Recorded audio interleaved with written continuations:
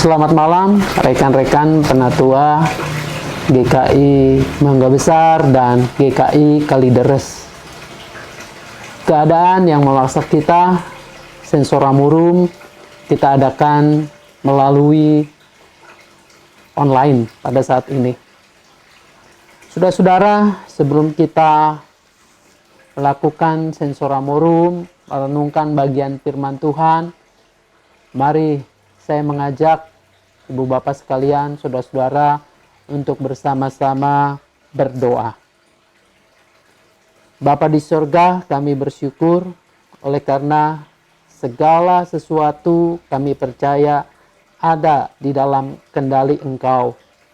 Pada saat ini, ketika kami tidak bisa bersama-sama berkumpul untuk tatap muka, untuk bersama-sama mengadakan Sensora Murum, kami percaya bahwa Engkau juga menyertai dengan cara yang kami lakukan pada malam hari ini. Biarlah ketika kami terlebih dahulu akan merenungkan bagian firman Tuhan, Roh Kudus jugalah yang menolong kami untuk kami boleh memahami maksud dan kehendak-Mu agar kami dapat melakukannya dalam hidup kami hari lepas hari. Di dalam nama Tuhan kami Yesus Kristus kami berdoa.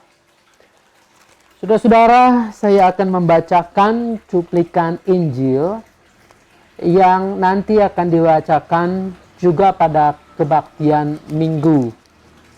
Namun, pada saat ini saya akan membacakan pada bagian awalnya, yaitu tentang kisah Yesus menyembuhkan orang buta sejak lahir. Yohanes 9 ayatnya yang pertama sampai dengan ayatnya yang ke-7. Yohanes 9 ayat pertama sampai ke-7 demikian. Waktu Yesus sedang lewat, ia melihat seorang yang buta sejak lahirnya. Murid-muridnya bertanya kepadanya, "Rabi, siapakah yang berbuat dosa?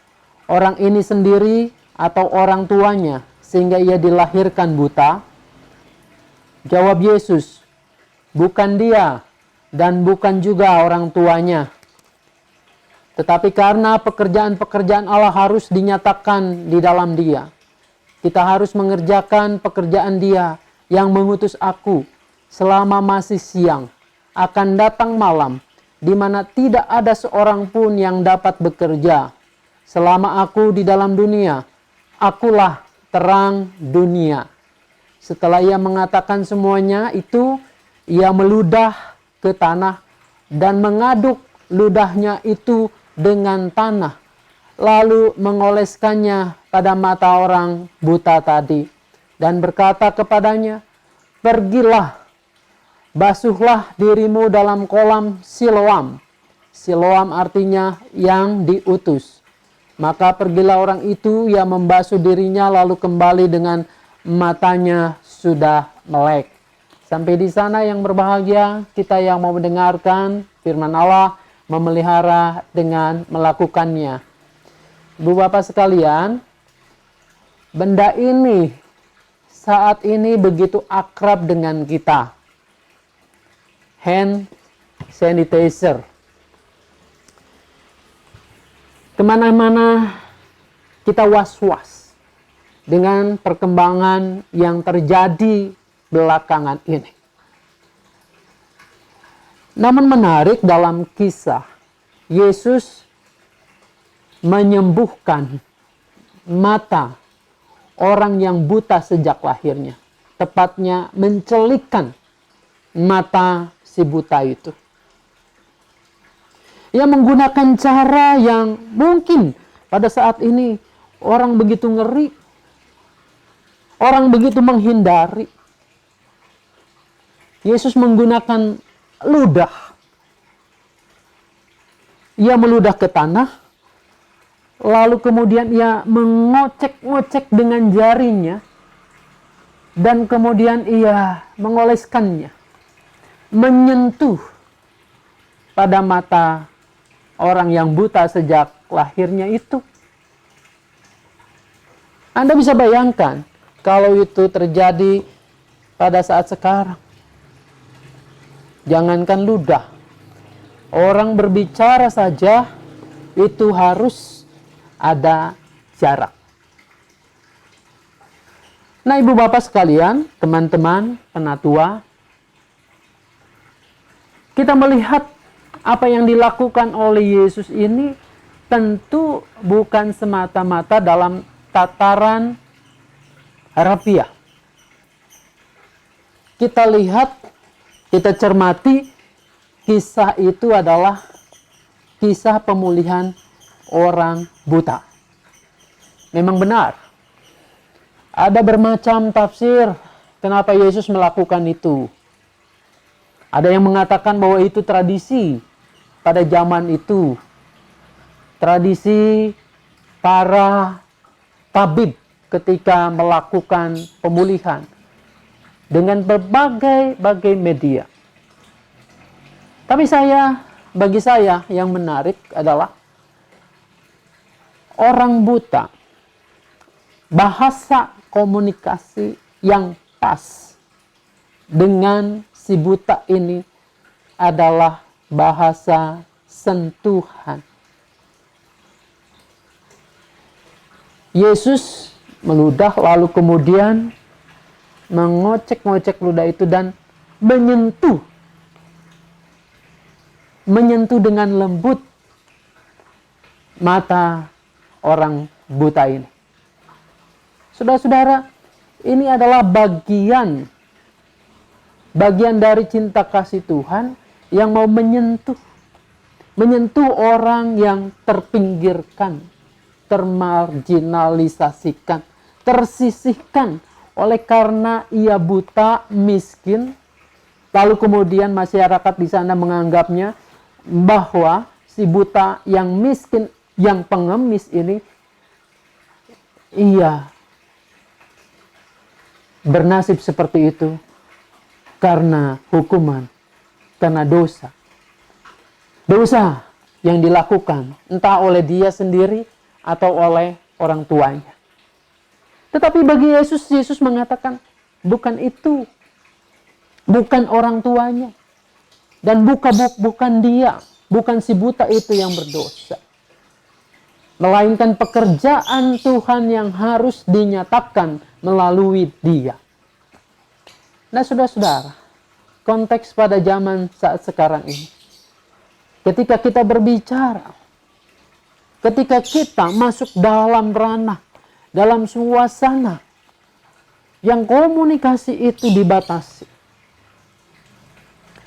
kita mengambil jarak, dan semua orang yang ada di sekeliling kita berpotensi untuk membawa virus, untuk membawa penyakit. Masing-masing kita harus menjaga diri. Lalu firman ini mungkin saja terasa menjadi aneh, menjadi sulit untuk kita lakukan. Itu kalau kita berpikir secara harafiah. Tapi ketika kita mencoba menyelami tentang bahasa kasih yang Yesus lakukan, yang Yesus gunakan. Bahasa kasih yang Yesus lakukan adalah bahasa sentuhan. Bahasa kelembutan. Sentuhan dan kelembutan ini adalah berlawanan sekali dengan kekerasan. Saudara-saudara, Anda dan saya dipercaya oleh Tuhan menjadi pelayan-pelayan Tuhan. Pelayan-pelayan yang seharusnya meneruskan cinta kasih itu. Yaitu dengan sentuhan, dengan kelembutan. Itulah bahasa kasih yang Tuhan kita ajarkan kepada kita semua. Sudahkah itu menjadi warna ciri kita? Sebagai pejabat gerejawi, sebagai penatua, saya sebagai pendeta, apakah itu yang mewarnai keseharian kita?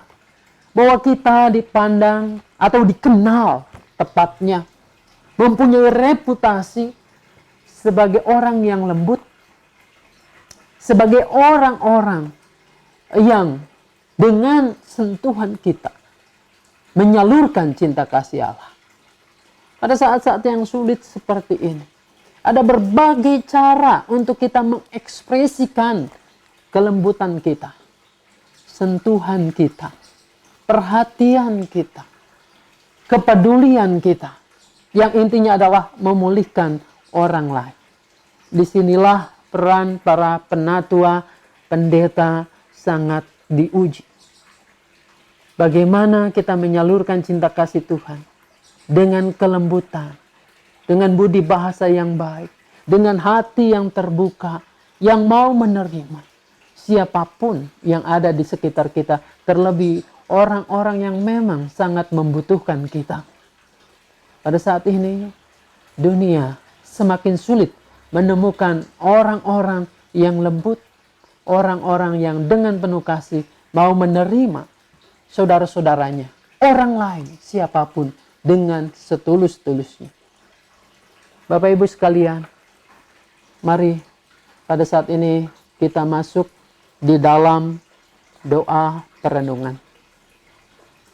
Kita bertanya pada diri kita sendiri. Apakah saudara-saudara selama ini telah menjadi alat di tangan Tuhan? Alat yang lembut, alat yang menyentuh kemanusiaan, alat yang peduli bagi sesama, memancarkan terang Kristus di tengah-tengah kehidupan saudara. Jangan lihat orang lain, tanyakan pada diri sendiri.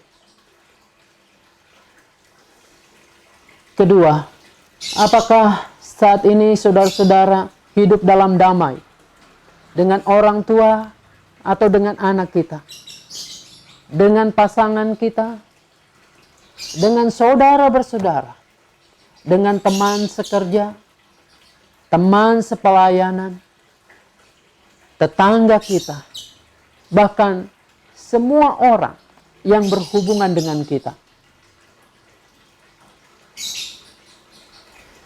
Apakah pada saat ini kita semua, mata kita melihat seperti mata Kristus, telinga kita mendengar seperti telinga Kristus, mulut kita berbicara seperti Kristus, tangan kita bekerja seperti tangan Kristus, dan kaki kita kemanapun kita berjalan, di sana membawa damai sejahtera.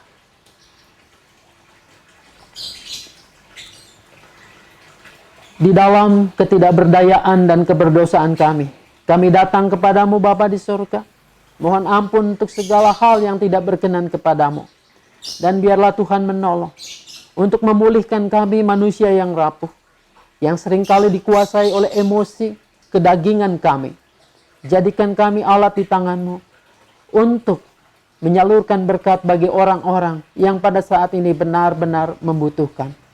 Bapa di surga, ketika kami nanti melayankan perjamuan kudus, biarlah itu semua dilakukan oleh karena takut akan Tuhan.